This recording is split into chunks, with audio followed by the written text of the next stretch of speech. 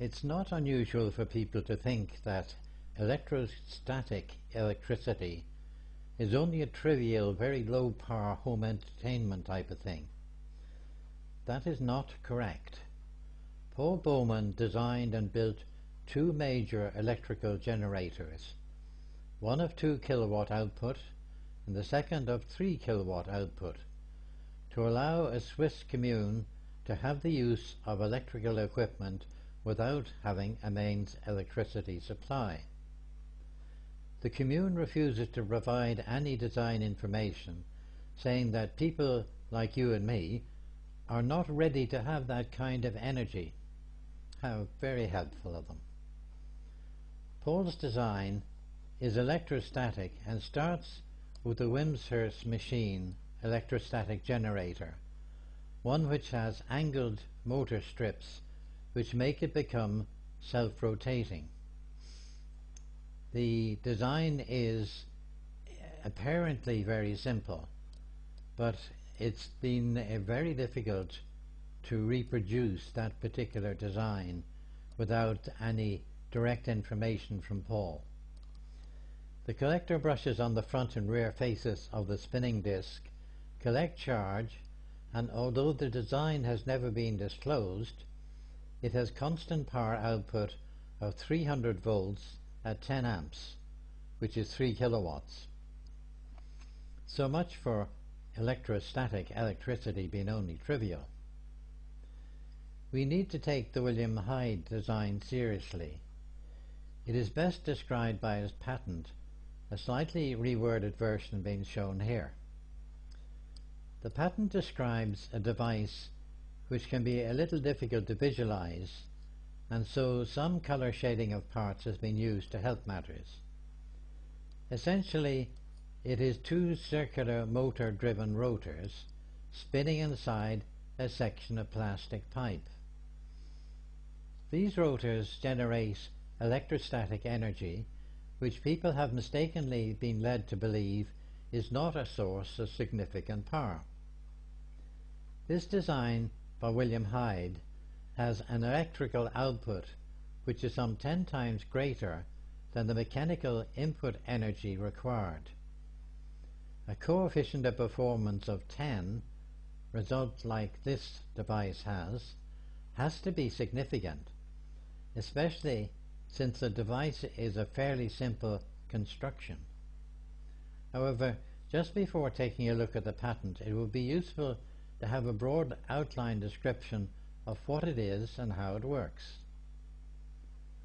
The device has an external power source which is connected to opposite ends of the generator.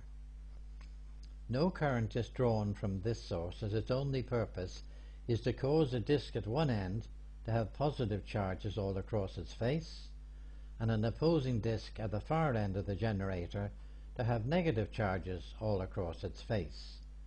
As you can see here, the face at this end has got positive charges all over it, and the face at this end has got negative charges all over it. Then the motor, which is in the middle of this construction, which is a fairly small construction, spins the 2 discs shown in green and yellow at high speed, picking up charge from the local environment, positive charge opposite the negatively charged plate and negative charge opposite the positively charged plate. These charges are passed on to circuitry which lowers the voltage, which is around 300,000 volts, and raises the current to perhaps 38 amps. The result is a generator which is very, very different to running a plastic comb through your hair and picking up some scraps of paper with the resulting electrostatic charge. Yes, this Hyde generator uses electrostatic electricity as the input power, but the output is kilowatts of normal electricity. There are some interesting details at rimstar.org which you can get to through this pointer link. This is the patent here. It's US 4897592.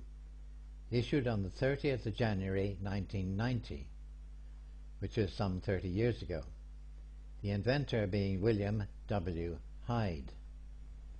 The abstract says, externally charged electrodes of an electrostatic generator induce charges of opposite polarity on the segments of a pair of confronting stators by means of electrical fields within which a pair of rotors are confined. During rotation, to vary the charge binding field linkages between the confronting rotors and stators by a shielding action of the rotors in a plane perpendicular to the field flux. A high electrical potential difference induced between the stators resulting from such rotation of the rotors is transformed by an output circuit into a reduced DC voltage applied to a load with a correspondingly increased current conducted through it. The patent lists 6 different patents which have been issued, which use the same style of electrostatic input energy and ordinary electricity output. The description says, this invention relates to the generation of electrical power by conversion of energy from an electrostatic field. The conversion of energy from a static electric field into useful electrical energy by means of an electrostatic generator is already well known in the art, as exemplified by the disclosures in U.S. patent numbers 2522106, 3013201, 4127804, 4151409, and 4595852. Generally, the energy conversion process associated with such prior art electrostatic generators involves the input of mechanical energy to separate charges so that a considerable portion of the output is derived from the conversion of mechanical energy. It is therefore an important object of the present invention to provide an electrostatic generator in which electrical power is derived from the energy of static electric fields with a minimized input of mechanical power. Now, this particular patent, to my eye, is something that takes steady and careful reading over a period of time. But plowing on down through it, we go to the brief description of the drawings. It says, these and other objects and features of the present invention will become apparent from the following description taken in conjunction with the preferred embodiments thereof with reference to the accompanying drawings, in which like parts or elements are denoted by the same reference numbers throughout all of the different views shown in the drawings, and where Figure 1 is a simplified electrical circuit diagram corresponding to the electrical conversion system of the present invention. He shows two variable capacitors there representing the two rotor discs, and this being supposedly a motor where the drive of the motor spins these two discs. The two discs generate or collect, if you prefer, charges in considerable density, which are then passed through a couple of diodes to a resistor load, and that's from both sides, from both rotors. This is the representation that he uses for this particular device. This is a diagram of the device itself. It's a side view section of an electrostatic generator. You have the two charge plates at each end, plus and minus. You have the motor in the middle, which spins the two rotor discs and the two rotor discs are shown on the outside here. That is the general style of construction suggested for this. The things shown here in figures 3 and 4 are the views that you would see if you were to chop this diagram straight down there and look in this direction. So the 3 designates the cross-sectional view that you will see for diagram or figure 3, and the same for figure 4, which passes down through the ball bearing which is used to support the shafts of the motor being securely mounted already to a fixed pipe inside this thing. This is a cylindrical device. So these are the views that you would see, or partial views that you would see, on those 2 sections of the previous drawing. You need to spend some time working through the description of these drawings to understand what he's talking about in the way of charge and transfer of charge. It comes on finally then to this very important circuit here, which is designated as item 30. The entire thing is called item 30, and you have the charged discs produced on each side feeding through 6 diodes and 3 capacitors to give an output there, and the same on the other side with 6 diodes and 3 capacitors giving an alternative output at this side. So this is a power enhancing circuit which lowers the voltage and increases the current, and as such it's an important thing. Come then to the detailed description of the preferred embodiment of this particular design.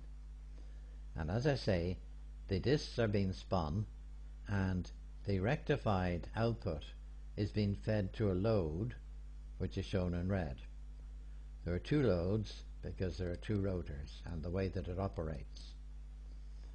So I will leave you to plow through the description in the patent yourself, but just understand this, that this is a very serious piece of equipment that can produce the sort of output that can run an entire household once you get it up and running. It is a simple and straightforward design in general outline.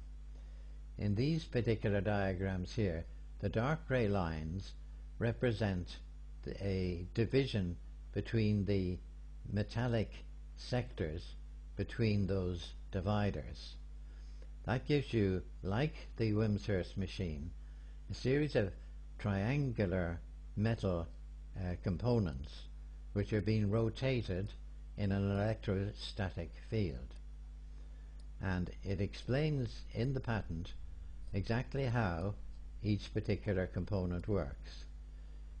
I'm not saying that it's particularly easy to read and understand, but I'm saying that it's not worth trying to read through something like that for this sort of a presentation.